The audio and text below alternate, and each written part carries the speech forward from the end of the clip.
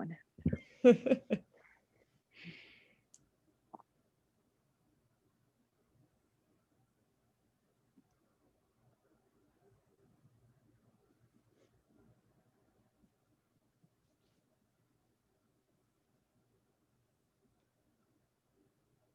Hi, thanks everyone for coming.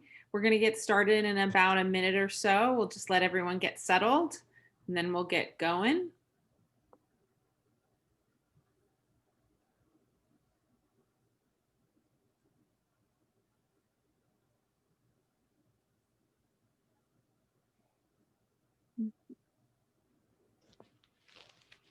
I feel like we should be singing a voting song or something. We should have music. There are a lot of them to choose from. I know. I've noticed these days. If I could sing, I would sing one. Oh, really? Yeah, we don't want to scare people off yet. No, I can carry a tune. I didn't hear no offense, but no, it's okay. Okay, great. We have people joining. Great. Thank you all for being here. We're going to get started in about 30 seconds. You know, there's a lot you could be doing tonight, so we appreciate you're here with us.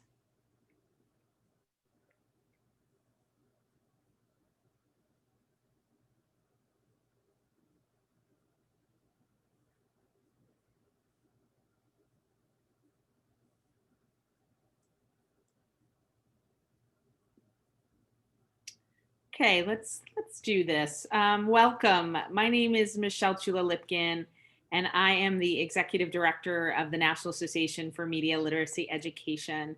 I want to thank you so much for being here today to discuss the educational materials for All In, the Fight for Democracy. We are joined by Fran Sterling and Jen Sarche from Blue Shift Education. Launched in 2015, Blue Shift Education works with media makers to develop impact education resources, curriculum guides, platforms and tools, strategy, and professional training content to fulfill impact campaign goals and increase critical media literacy. I also want to introduce you to Danelle Probst, Namely's Associate Director, who's here with us tonight also. This event is part of the 6th annual Media Literacy Week.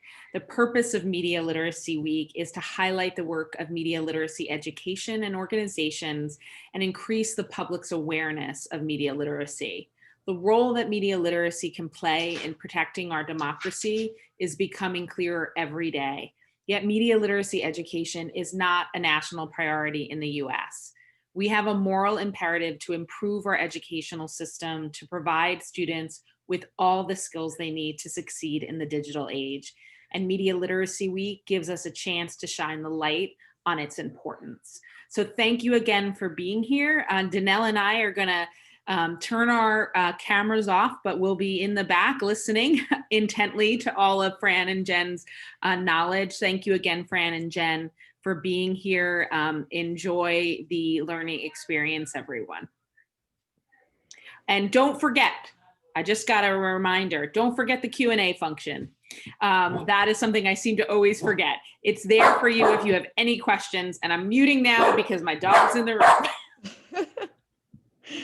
Thank you so much for that introduction, Michelle. It's really exciting for us to be here today. And that introduction, I think I'll speak for my partner, Fran, and I.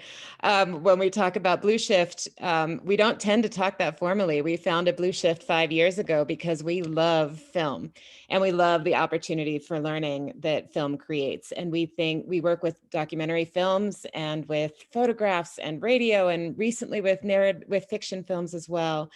To extend their life out in the world and really create an opportunity with them for learning of all kinds. And so this project to work with the All In, the Fight for Democracy film has been a particular pleasure because in what we do, we love working with the content and we love thinking critically about how the content is created.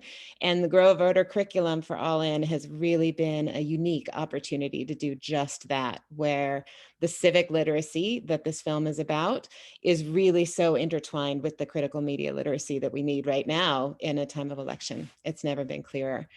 So Michelle mentioned to use the Q&A, and we are going to make this an active session. So before we even dive in, just as a habit, we have poster for this film up facing you right now. And just curious if you'd be willing to drop in a few thoughts about what you think from looking at the poster, what you think this film might be about. Thinking about the image, thinking about the colors and the message.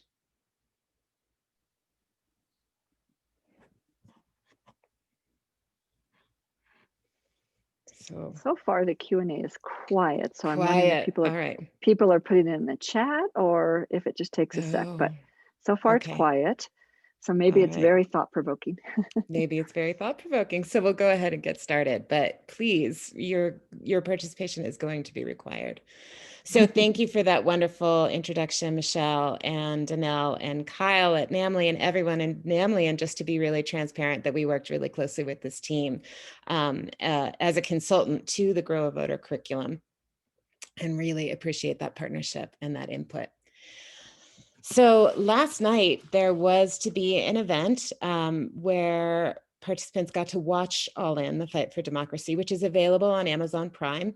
It was going to be available for them, but I understand there were some technical difficulties. So we thought we would start off just by watching the trailer. So I'm going to go ahead and hit play. And as we're watching, using your Q&A function, if you feel like dropping in an image or a phrase or anything that stands out to you as you're watching, not just about what it's about, but about how the trailer is made. So Jen, as you push that triangle, the chat is opened as well. The chat is open as well, so that might be easier. I think like the Q&A might have a hiccup. So go ahead and use the chat function. It's working now. Michelle enabled it. Oh, great. Thank you. Sorry. Oops. If the power of the right to vote was truly made available to everyone in America, it would change the future of this nation. Ladies and gentlemen, Stacey Abrams! When I started running for governor, we anticipated that voter suppression was going to be instrumental in Brian Kemp's campaign, and we were right. We've been in line for 5 hours. They said, you've already voted. Looks like several days ago. No, I would have remembered that.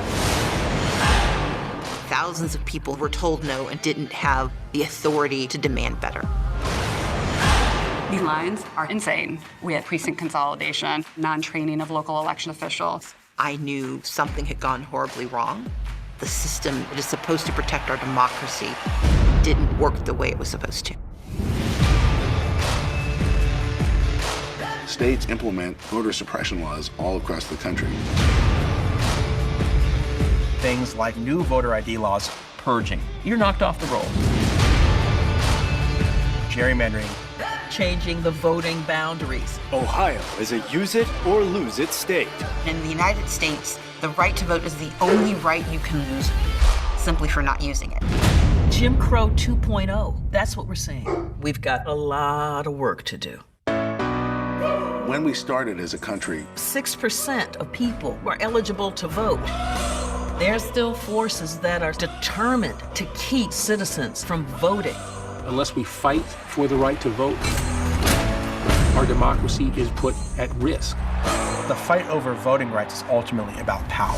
The states have figured out how to stop African Americans, Hispanics, Asian Americans, the young, and the poor from voting. history is never a straight line. It's always a fight. I will not concede because the erosion of our democracy is not right.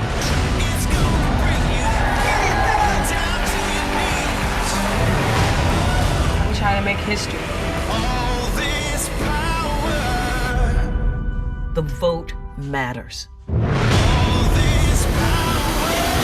You belong. You have value.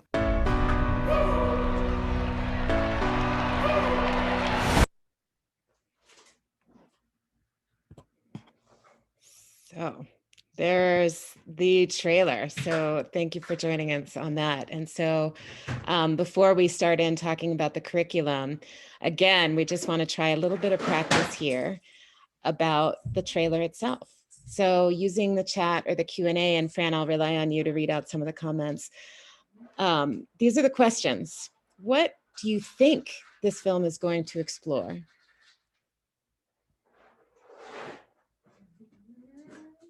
Who is the audience for this film? I won't read all of the questions because you can see them.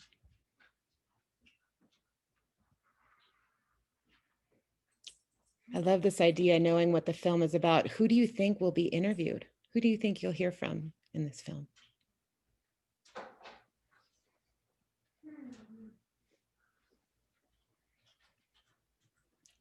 And what does the title all in suggest? Go ahead, Fran. Anyone? A few people think it's about exercising and about everybody getting the chance to vote regardless of their situation. Another respondent said from the poster, it looks like a fight of an uphill battle. Voting is an uphill battle in that sort of way. Another person certainly said looking at voter suppression. So I think people are picking up on some of the key themes already. Great. Anybody else, please put in the chat. I think somebody, Jen, also said, I think it's really about how important voting is and the power behind voting. Really, really, I think important words there. Yeah, wonderful. Thank you so much for sharing, everyone. So with that introduction and with that idea of what the film is about, and there's a couple more exercises that we'll practice with you throughout the film that are drawn straight from the materials that we created to accompany this film. So there are several available learning resources. They're all available for free. If you go to this URL, Prime Video, dothegoodery.com, the Do Goodery website, there are lessons, which are standards aligned, and we're going to go a little bit more deeper into the 3 units of study, a US history unit, a civics and government unit, and a media literacy unit that are covered in those lessons. And those are available to use with film clips, because we know that full films are sometimes difficult to use in the classroom. Sometimes there isn't access to. And so those are available also at the Do Goodery website. There you'll also find a discussion and an engagement guide, and the discussion and engagement guide hangs together really nicely with the curriculum, and it was developed with adult learners in mind and for use in community settings. And then there's also an Alexa skill for those people who have an Alexa smart speaker, a sort of trivia game to play about historic people and figures in voting rights in the United States. So we felt like it was important, and working with our advisors and working with our partners, to establish some values as we laid out this curriculum. And we'll tell you a little bit more about our ambassador program. We worked with the teachers from across the country to pilot this curriculum. And one of the things we heard back right away, several of those teachers, most of them come from battleground states, and immediately in their schools, some of them said, we can't teach about Stacey Abrams, it feels too partisan. And so we felt like it was useful to lay out the values, the assumptions that we made as we developed this curriculum. The first being that everything in the curriculum is evidence-based, it's verifiable and accurate to the best of our knowledge. The curriculum is broadly inclusive, and so it centers on the voices and experience of people of color, as that is the group that has been most disenfranchised by the voting process in the United States throughout our history and in the modern day. The curriculum recognizes that voter suppression has always happened since the founding of our nation and is still happening now. It approaches voting rights as a non-partisan and central tenet of a democracy. So even though the case study of the gubernatorial race featuring the Democratic candidate in Georgia is sort of the centerpiece of the film, that doesn't change the fact that voting rights apply across the board. They are a non-partisan issue. And that students are going to use media literacy skills to evaluate this film as they move through it. Again, because of this relationship between civic literacy, which is embedded in the film, and civic literacy. So to take a little bit of a step out of those learning materials, this is how we are thinking about using a documentary film to teach media literacy. and reading this film as the text is one thing. And I already mentioned the way that this film is seen in different classrooms across the country. Different people are going to experience the same message quite differently. It's going to feel different to watch for students who see themselves in the film as somebody who's had their rights suppressed, or see them or don't see themselves. Maybe somebody they identify with wasn't interviewed. And so to keep that in mind as we're watching is both built in as we develop the curriculum, and for educators as we're rolling this curriculum out to understand the experiences of the students in the room. And we also want students to understand that it is a documentary film. It's based in historic reality or historic truth. And it's created by people who have a point of view. And those people, those filmmakers, construct a reality, they construct a story, they use the tools of filmmaking. Those are tools with the materials itself, the visual, the audio choices, the music they used in order to communicate what is their point of view. And we want students to be able and willing to identify those choices, to identify that point of view, and to interrogate it and decide for themselves whether or not they believe in it. So really the media literacy lens is one that this film is really right for. And we were thrilled to be able to present this today in Media Literacy Week. We're big family fans, and just wanted to bring up these. Today is the Evaluate Day, if you're following along, in Media Literacy Week. And these are the questions, the evaluation questions that are embedded throughout. Is this film credible? How do I know? Is it fact? Is it opinion? How are my emotions being, I don't want to say toyed with in a manipulative way, but what tools are being used to evoke emotion in me? And how might different people understand this differently? So we really were thrilled and honored to be here today. It fits right in. So now we're going to dive a little bit to the curriculum itself. And we said that there were 3 units, and just want to pull out the media literacy unit. Actually, there's one full lesson that is about media literacy, and it's the only lesson involved here that involves the full film.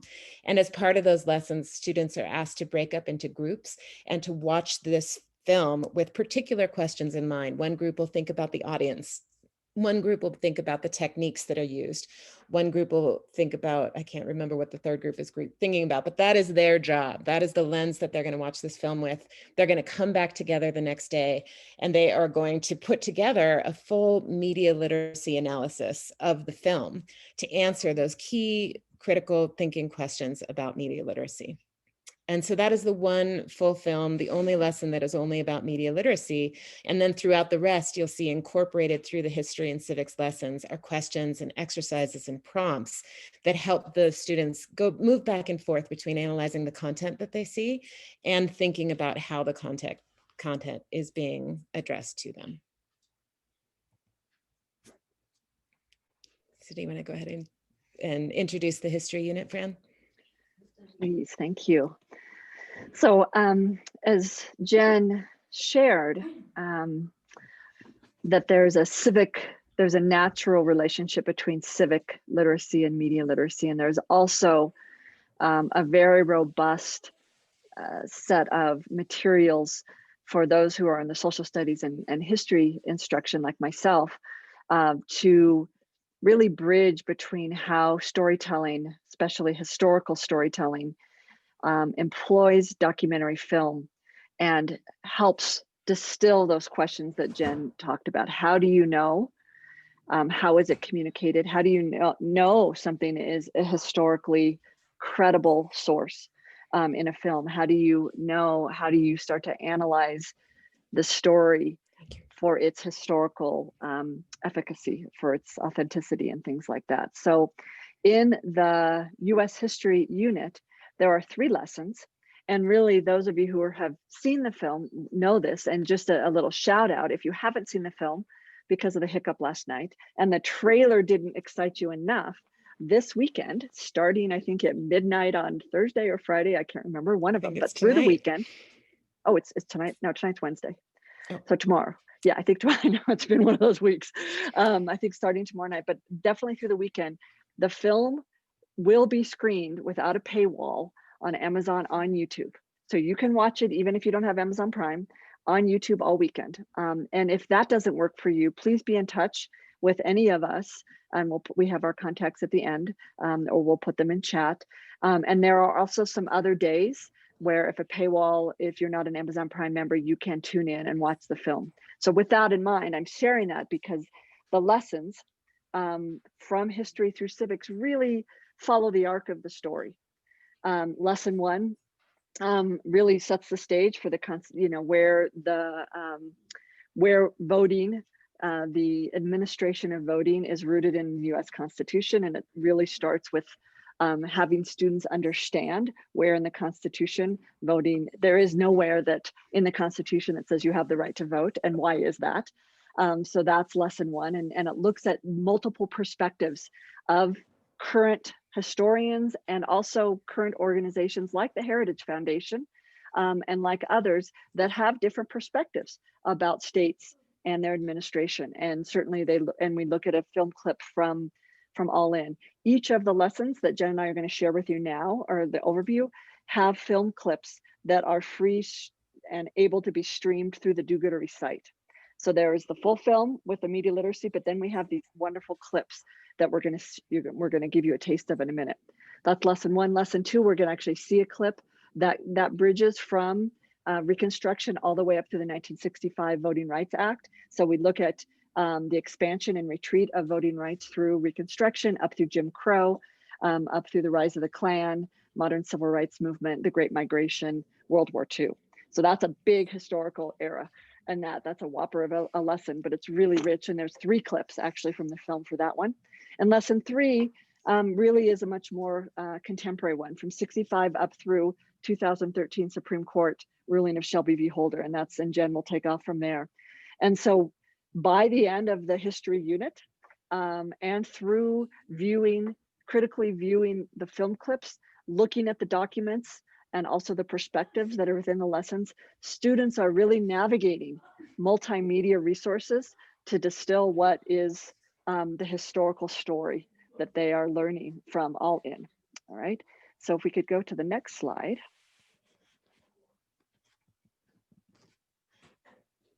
Maybe, there it is. So here you see really kind of I zoomed in on one of the lessons, and we're gonna look at a film clip that it's part of lesson 2 in the history unit.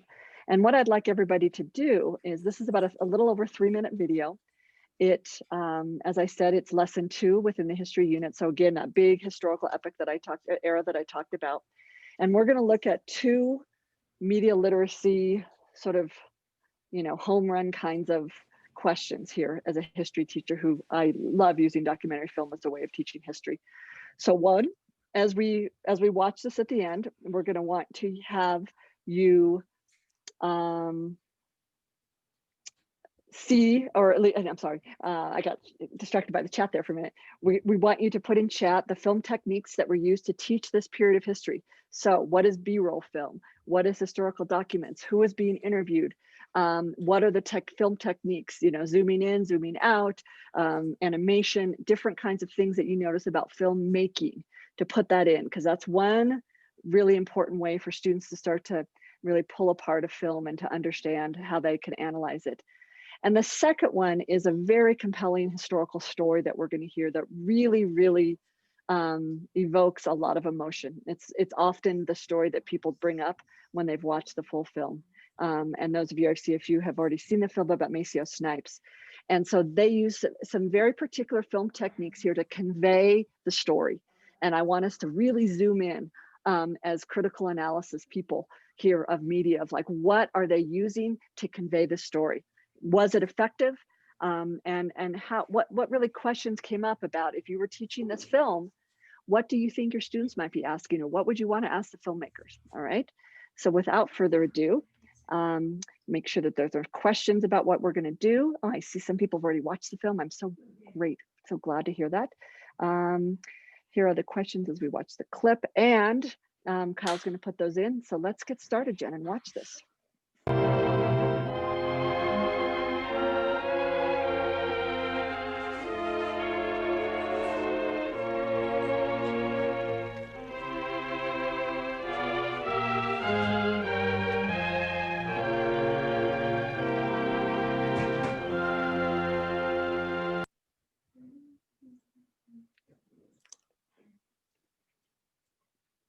That'll be my internet.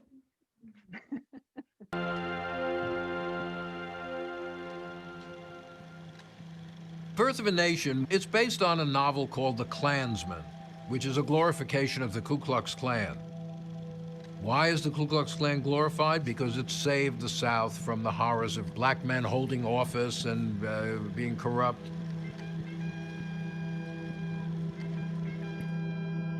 You get to the early 1900s, and you have the reign of terror from the Ku Klux Klan. And what you see is almost a total purge in lots of the former states of the Confederacy of black political participation at the butt of a gun, at the butt of threats of violence, through lynching and chaos. There was terrorist violence on a massive scale in the South. Between 1880 and 1950, somewhere around 4,000 Americans are lynched, and almost all of them African Americans. So let me tell you a story about Maceo Snipes. Maceo Snipes was a World War II veteran. When you have fought fascist and you have fought for democracy, you want some of that democracy for yourself. He came home to Georgia, and Maceo was determined to vote. There was an election going on, and Eugene Talmadge was running for governor. The federal government is working consistently to tear down states' rights. And Talmadge was running on the platform to, as he said, keep the Negroes where they belong. And so Maceo goes down, and there's a sign that says something to the effect of, first Negro that votes, that'll be the last thing he ever does. Maceo was like, shh, I fought fascists, what you got? So Maceo went in there and he cast his ballot. He was the only black person in Taylor County, Georgia, that voted in 1946. Maceo goes home. Nothing happens for a few days. And then he goes to his door. White man says, could you step out on the porch? Maceo's like, sure. And then he sees 3 additional white men. And then he hears, ch-ch-ch, and it was a firing squad. And they laid Maceo out. The message was really clear. You vote, you die.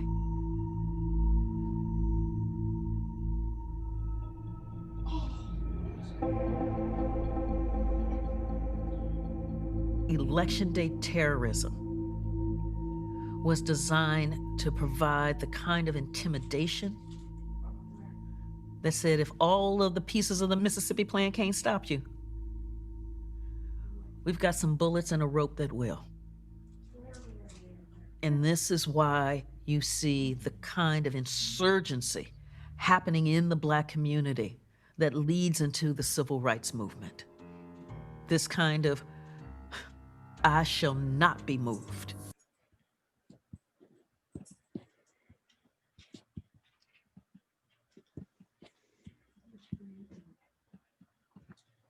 We've had the privilege of having Professor Anderson on a couple of webinars, and I don't say this loosely. I could listen to her all day, every day. She is an incredible historian out of Emory University. Highly recommend her books if you have not heard her. She's on a podcast right now on NPR as well. So real quick, I'm seeing some folks starting to write some things in about the newspaper clips, about the animation, about the sound effects. The Maceo Snipes story is a really powerful story. And again, I want to return back to the question, right? Or the title of this lesson is the expansion and retreat of voting rights. Think about what we just saw and how that story illustrates a key historical dynamic that unfolded and still is unfolding in terms of voter suppression and voter intimidation. I think often the personal stories of one person, to date, nobody has been prosecuted for the murder of Maceo Snipes, and you can find a cold case file on him. Your students can do historical research on that as well. So that opens up a real interesting opportunity. I see some other people put the editing balance. Thank you, Michelle, for saying that.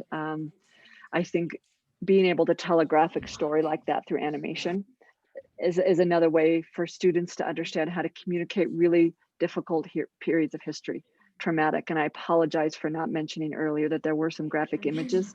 If you were to show this in a classroom, I think that would be a really important thing. We often don't, that was intentionally used. And I think for older classrooms, I think you can talk about that as a strategy of teaching history, how to really provocative photographs that are graphic like that. What does that do to you in terms of understanding a feeling of emotions and understanding a historical story? So this is just one of handfuls of clips that we have in the history. Again, they follow the arc of the story for those who've already seen it. So we hope that you will find the junctures where you can really impart some media literacy skills in reading film as text, as well as reading film for content can be really, really helpful. And I'm going to turn it back over to Jen to then bridge this into the civic literacy part. Yeah. So yes, I get wrapped up in Dr. Anderson as well. She's amazing. So the civics unit, and I'll mention each of these lessons are designed to be standalone. You could use any one of them, or you could use them in sequence. And as we were thinking about them, sort of following the arc of the film, really telling the history of voting rights in the United States up until the present. And so in 2013, when there was the Supreme Court decision, Shelby County versus Holder, which gutted the Voting Rights Act. It changed that pre-clearance requirement in the Voting Act, which required districts who had a history of voter suppression of some kind to have approval before they changed their voting rules. When that pre-clearance requirement was taken away, it was within hours when states across the country began to put new kinds of voter suppression into place. And so sometimes we think of the old, poll tax or literacy tests as the old way of voter suppression. And now we have a whole new generation of voter suppression. And so that's where lesson 1 starts. And the film in lesson 1, there's a wonderful clip that lays out what those tactics of voter suppression have been since 2013. And they include purging the voter rolls, and they include the IDs, and different ID laws and the way that those function in different states. And it includes different kinds of gerrymandering, which has been around a lot longer than since 2013, but has become more targeted and more specific since that time, what they're calling extreme gerrymandering.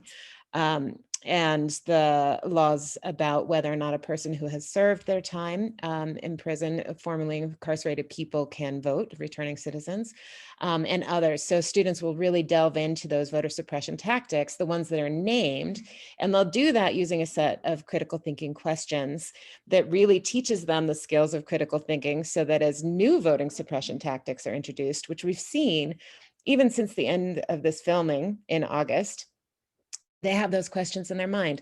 What is the evidence that the person who's supporting this tactic is using, and what do I think about that evidence, and where does it come from, and who does this affect? Who will this exclude from voting, and who will it benefit?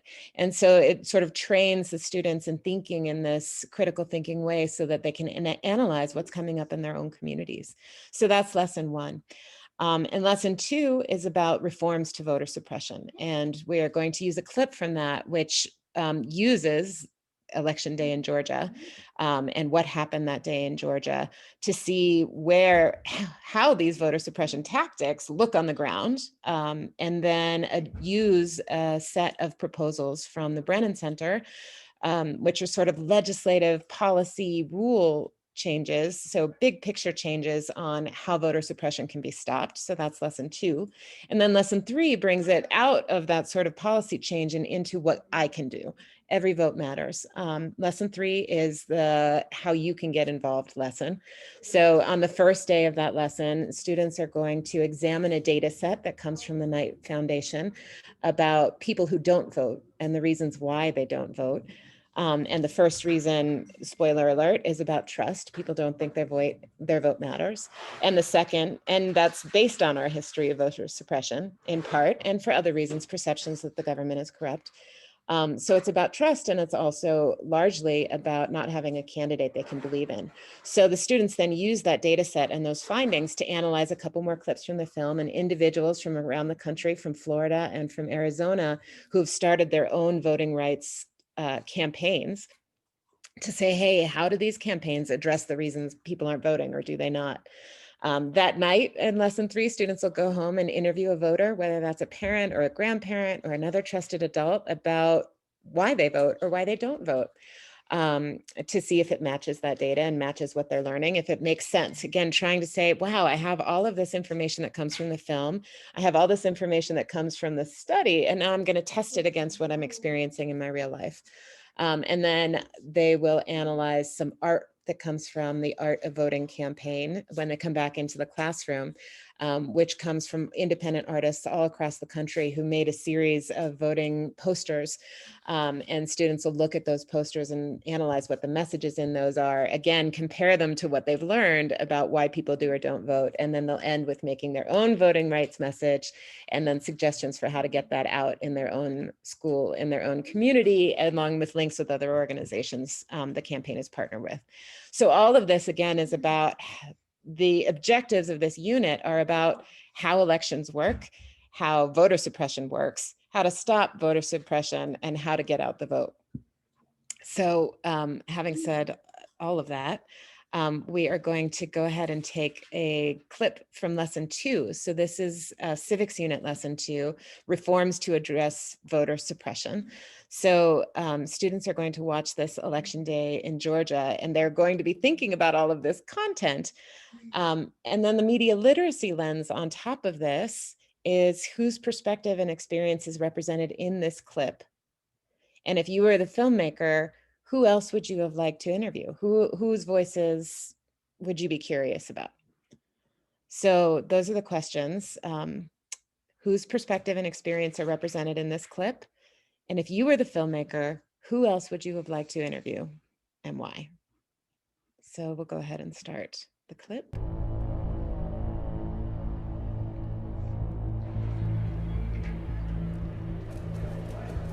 We were with Brian Kemp and his family as they showed up to vote.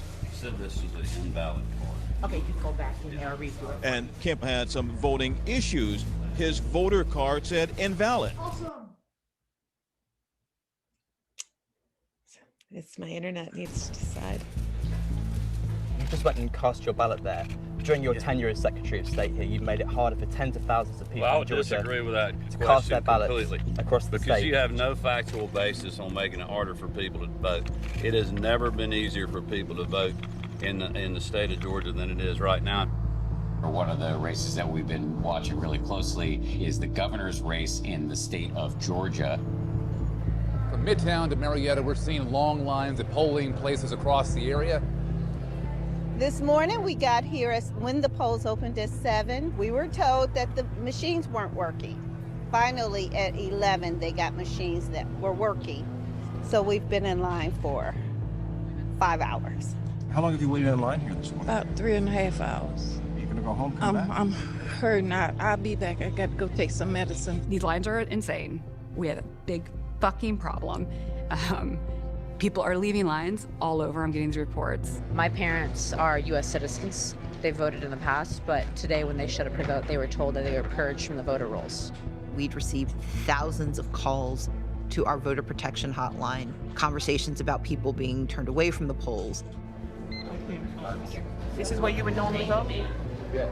The name didn't come up, and yours didn't come up. Even when I searched. Those stories were coming to me at every moment. Some were here for 3 hours, others here for much longer, after the express poll machine stopped working inside the Annistown Elementary polling place Tuesday morning. We knew who we were up against. We'd been fighting this guy for years. And then to see what the result was of intentional underfunding of elections, intentional non-training of local elections officials. He says he went to cast his ballot Tuesday morning. He handed the poll worker his ID, and then she... Mr. Whitten, wait, stop. you've already voted. I said, no, I think I would have remembered that. She says, no, I see here that you voted, and it looks like several days ago. Intentional purges, intentional precinct consolidation. They combined 2 locations, gave us 3 machines. Last election, I had 12. I don't know why.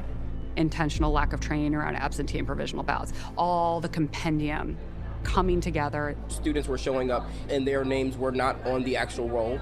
And so they were casting provisional ballots, so much so that they actually ran out of provisional ballots. It was just out of control. We knew people were trying to be heard, but I also knew they weren't being listened to.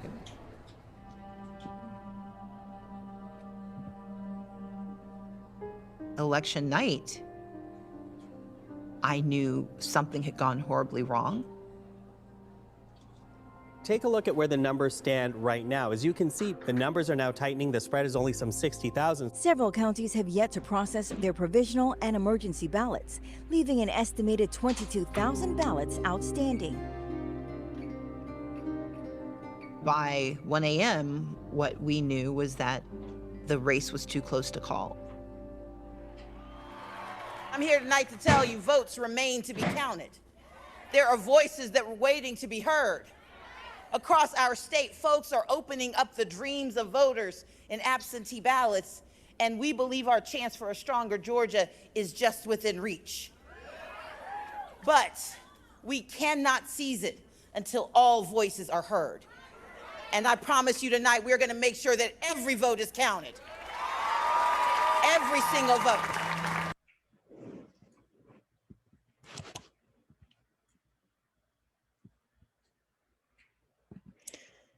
Sorry, technical difficulties. So again, the questions here, and I'll ask for your help again, Fran, in thinking about and hearing what people commented about whose perspectives and experiences are represented in this clip and who else might have been useful to hear from. Well, we have certainly perspectives of the Abrams campaign, the candidates interviewing local voters, using local footage. The news media is intermixed in there. Michelle said, who would you like else to interview? Maybe an interview with a poll worker. And then I thought at the very end, I wonder what the other rally would have been like from the Secretary of State, and juxtaposing the two different energies of that night would have been an interesting perspective to add. Yeah, all of that's super helpful. And one piece of information I think it's important, and I forgot to mention, is that Brian Kemp, who was the challenging candidate, was the Secretary of State in charge of this election. And one of the critical thinking questions here is why is it problematic to have one of the candidates also be making the rules for elections? And the challenge is for students to go back and find out who's in charge of elections in their state and how they're run, to be having that kind of in mind. So that was our sort of perspective taking approach to that, and then diving back again into the content itself about what reforms would you make to keep this from happening again.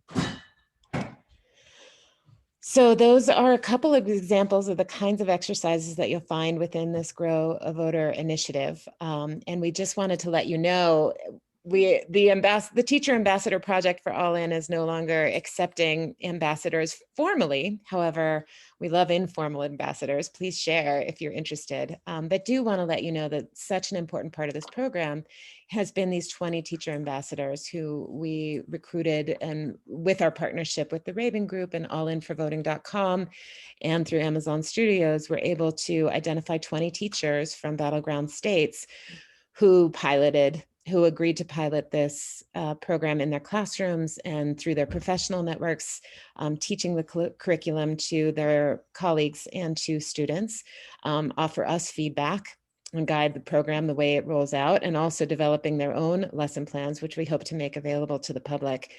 This program is right in the middle now, and we partnered with a fabulous educator and author named Julia E. Torres, who, if you're not familiar with, I would also advise you becoming familiar with. She's been a wonderful facilitator for that program. And so would love to open it up for questions. These are ways to keep in touch with us and with the film and with what's happening. The film is available on Amazon.com. There is the URL for the lesson materials and the clips.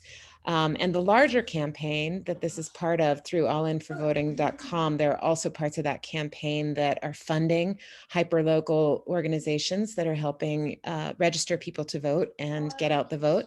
And then also hosting screenings and community-based organizations to really get this message and this information out to the public. And then Fran and I are available through blueshifteducation.com. But would love to hear and open the discussion and hear your thoughts and any questions that come up. We have one question already. How do you guide teachers in dealing with issues that are seen as politically sensitive?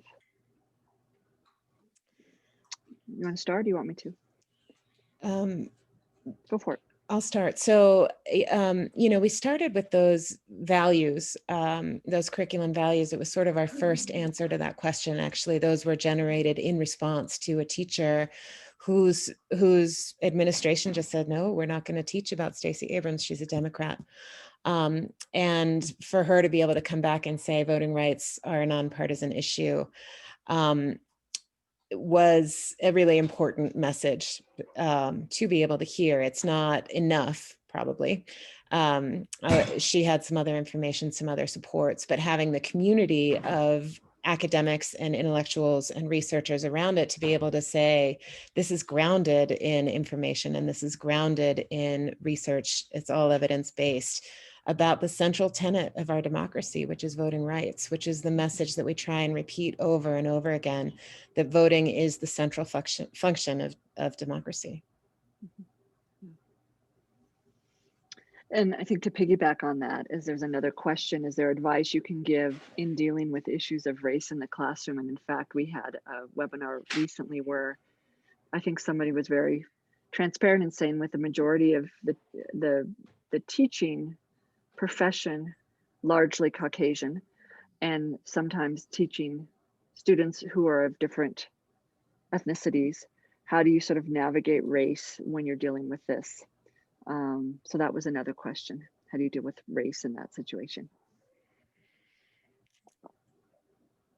Yeah, so I'll start with that as the I think it's really, and we are in development on a piece of content to talk about that, the sort of understanding that most of the teaching force in the United States is white and many students are not, and that students from different racial backgrounds will receive this information differently and respond to it differently, and it'll feel emotionally, viscerally different. And so, I think one of the things that we had discussed is really, as educators, doing our own soul searching and our own reflective work to understand our own biases and our own blind spots, and being open and curious to learn more, and including learning more, and especially learning more from our students, who will reflect back to us those blind spots in some ways that can be awkward and painful, but are always a learning experience. And another thing that we've talked about is using a lens of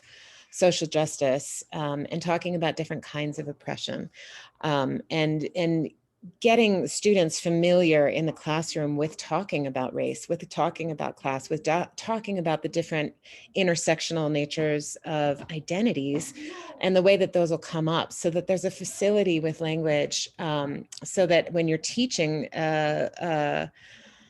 content that is potentially fraught in that way, there's shared language and shared words and shared agreements for how we're going to bring this up and address it together in the classroom, even though we might not come from the same background. And I think I'd add, as a teacher who worked in those situations, that often making sure that these multiple perspectives, that students see themselves in as much content as you can provide, I think is another really important priority about dealing with race, and not to pretend that it's not there, but that it's part of our American story, it's part of our American history. And I think that's a really an important value to hold in a classroom, that this is a respectful classroom where we can have those kinds of conversations and learn about it through history and through civic engagement, to understand where it comes from. And I think Professor Anderson and others in the film talk about how important it is to know the history in order to talk about these current issues. So I think I'd just add on that. Kyle asks about the response so far to the Teacher Ambassador Program and how have students responded to it, if we've heard. And I think, as Jen mentioned, in fact, they are meeting right now. We are here and they're there. We usually meet on Wednesday nights. We have a few more meetings with them. And I think the Teacher Ambassador Program, the response to this has been really quite phenomenal, actually. Not to embellish too much, but the teachers are hungry. I mean, they're isolated. You're isolated as much as anybody right now. And I think the idea of having the tools to having a story like this that's so well made, that lays out voter suppression through different lenses, through different perspectives, is a really helpful tool. And I think a lot of, hold on a second, Mom. And a lot of, I think the students are some teachers have started to teach it. They're just starting to teach it right now. And depending on where they're teaching this in their own curriculum, we're gonna stay in touch with them. So it is being rolled out more and more. So we're still starting to hear that. But so far so good. And thank you for the shout out that this is how all curriculum should be rolled out. We wish. Thank you, Amazon Studios, for that support. We have 2 more questions here. I think we have time for that. You work with a lot of films. So Jen, I'm going to lob this one to you. What makes a film a good film for educational guides? Yes. Well, welcome to hanging out with me and Fran. We love working with films. I think that there are very few films that aren't an opportunity for an educational guide, and depending on what you want to teach.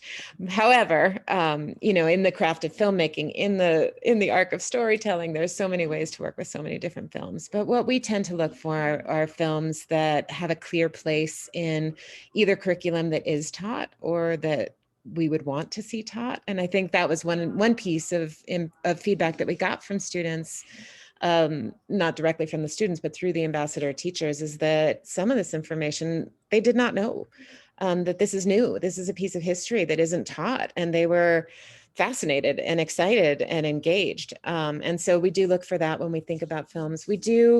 What we like to work with are films that we feel are well researched and well put together, that have a grounding in fact, and in evidence. And I think that curricular connection is super important, so that it's clear for a teacher or for a school or for a district where this would fit in. But we also do a lot of curriculum and a lot of materials with film outside of the classroom. And for either informal educational settings for young people, but also then for professional development and for adults and for community-based organizations. And in that, from that broader big E of education, films are an amazing tool to use. Yeah. Would you add anything to add to that? The only thing that I'd add is some films are easier to clip than others. So when we do chapters and things like that, and I think sometimes when we're talking about the difference between filmmaking and the craft of filming and the content of film, when you're working with like verite film and things like that, depending on the technique, there's just definitely some different approaches to developing the educational materials, depending on the kind of film it is. So this one is a very teacher-friendly, educational-friendly guide, film story for sure. And the last 2 questions before I turn it back over to Danelle from Namely is, how often do you put out new content, and do all of our curriculums have a media literacy component? We put out content depending on the sort of timeline of an impact campaign often. More and more filmmakers, broadcasters are recognizing that storytelling, there is an audience out there through educational, both schools and professional training, and just through after school programs or other kinds of educational settings, youth advocacy work or other, where the story can be one of the most powerful and effective ways to teach and to make an entry point. So I think the awareness of this educational space, impact education, that we're building out is relatively new, to be honest. But on our website, we've worked with PBS and we're working with the streaming services more and more. And so there are certain films that they invest in with education, recognizing the reach that's there. But I think, to be honest, if you are a consumer and you believe in having these kinds of materials with films and storytelling, and you're an educator, let them know. I think the more they hear from teachers and educators, the more they'll create them. And do all of them have a media literacy component? I'd have to go back through to give you a completely honest answer, but I would say a big majority of them do. Yeah, No, I was just saying we might not always put it out with a little icon, right, but it's incorporated in how we ask the questions of looking at a film or reading materials, and we always put primary sources or multiple perspectives into our thing. And so this one is a little bit more intentional than others, but I think as media literacy savvy educators, you'll be able to find a lot of media literacy connections in the work that we do. So now I'm going to turn it back over to Danelle, and thank you all for hanging in there on this very busy time. A week from today, we'll be in a different space in our country, and hopefully All In can play a role in having people turn out and vote. It's nonpartisan. It's voting is a right, not a privilege. I love turn that it over to you so much. Thank you, guys. And just to kind of piggyback on what you were just saying, I love, Fran, that saying that even if it isn't specifically called out as media literacy, that it really does fit into all of your components. And I think that's the thing that we're always trying to stress, is that media literacy is not something, that as educators you need to add on as an additional pile on to your already crazy load that you're trying to teach. It, fits really well into all subjects. I think we've really yet to find one that you can't create a component of media literacy for. So I love that. It's such a testament to media literacy. It's a testament to the work that you guys are doing. And I think speaking for educators, everybody loves the free resources. Everybody loves the stuff that's just done and ready to go. And the fact that you include the clips and you have your lessons and it's broken down, I think everybody here is really going to love what you guys do. And I'm sure that this probably won't be the only lesson that they use, knowing that this exists now. So really excited about that. And of course, all the information for you guys is on our website as well. So people can go there if they missed it here.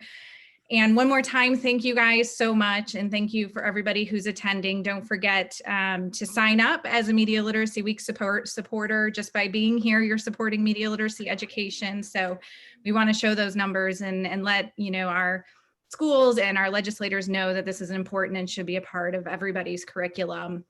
And also, in case anybody missed it, we launched our Media Monsters this week. So please check out stopmediamonsters.com and learn what the monsters are all about. I think we introduced our second monster today, but if you go to the website, you can see them all. So lots of media literacy happening there in kind of a fun, colorful, easy to digest manner. So that is it for all of us today. Thank you guys so much again for being here. It was absolutely amazing. And the film is fantastic. If you haven't seen it, please go do that. For sure. Thanks for having us. Thanks for this great learning opportunity for all of us. Yes. Thank you guys so much. Goodbye, everybody. Goodbye. Good night.